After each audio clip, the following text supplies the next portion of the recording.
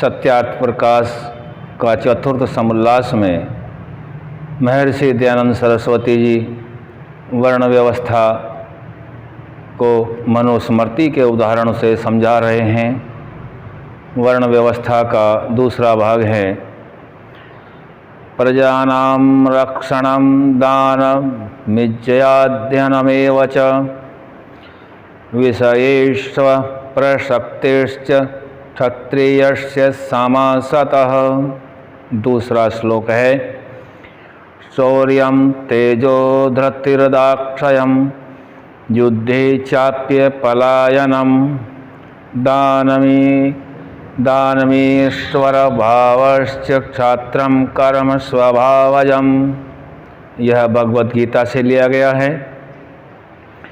यहाँ बता रहे हैं क्षत्रिय के न्याय से प्रजा की रक्षा अर्थात पक्षपात छोड़ के श्रेष्ठों का सत्कार और दुष्टों का तिरस्कार करना, सब प्रकार से सबका पालन, दान, विद्या, धर्म की प्रवृत्ति और सुपात्रों की सेवा में धन आदि पदार्थों का व्यय करना, इज्जया अग्निहोत्र आदि यज्ञ करना व कराना, अध्ययन वेद आदि शास्त्रों का पढ़ना तथा पढ़ाना और विषयों में न फंसकर जितेंद्रिय रह के सदा शरीर और आत्मा से बलवान होना, शौर्य सैकड़ों हजारों से भी युद्ध करने में अकेले को भय न होना, तेजः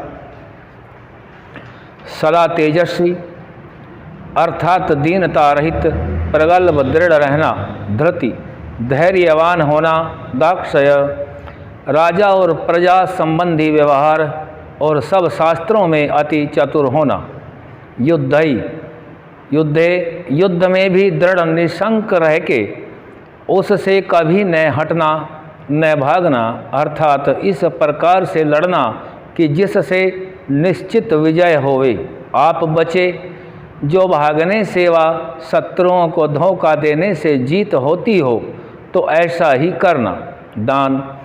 दानशीलता रखना, ईश्वर भाव, पक्षपात रहित होके सबके साथ यथा योग्य वर्तना, विचार के देवे प्रतिज्ञा पूरा करना, उसको कभी भंग न होने देना। ये 11 क्षत्रिय वर्ण के गुण हैं। आगे वैश्य के गुण बता रहे हैं।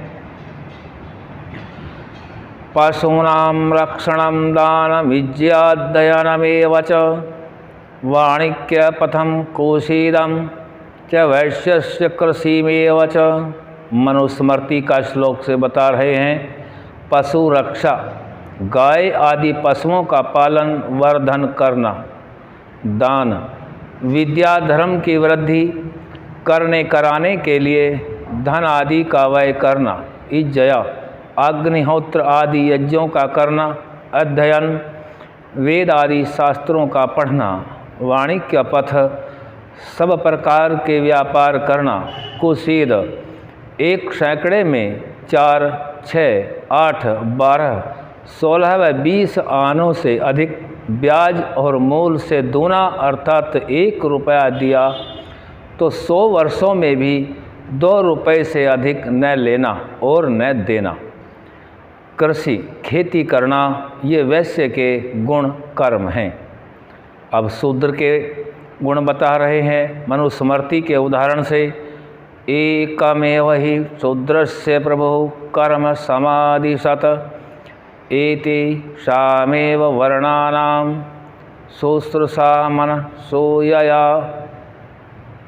शूद्र को योग्य है निंदा, ईर्ष्या, अभिमान आदि दोषों को छोड़ के ब्राह्मण, क्षत्रिय और वैश्यों की सेवा यथावत करना, उसी से अपना जीवन यापन करना, यही एक शूद्र का गुण और कर्म है। ये संक्षेप से वर्णों के गुण और कर्म लिखे।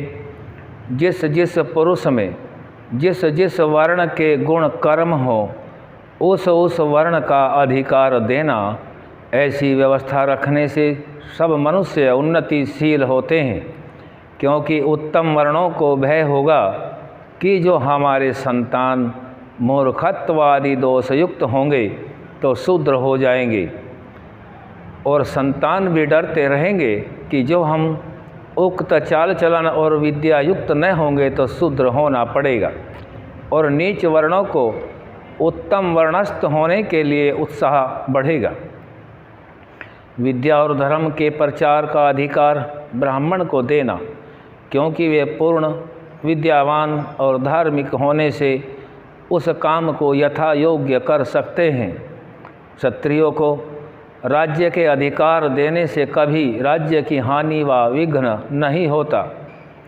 पशुपालन आदि का अधिकार वैश्यों का होना योग्य है, क्योंकि वे इस काम को अच्छे प्रकार कर सकते हैं। शूद्र को पाक सेवा का अधिकार इसलिए है कि वह विद्या रहित मूर्ख होने से विज्ञान संबंधी काम कुछ भी नहीं कर सकता, किंतु शरीर के काम सब कर सकता है। इस प्रकार वर्णों को अपने अपने अधिकार में प्रवृत्त करना राजा और सभ्य जनों का काम है।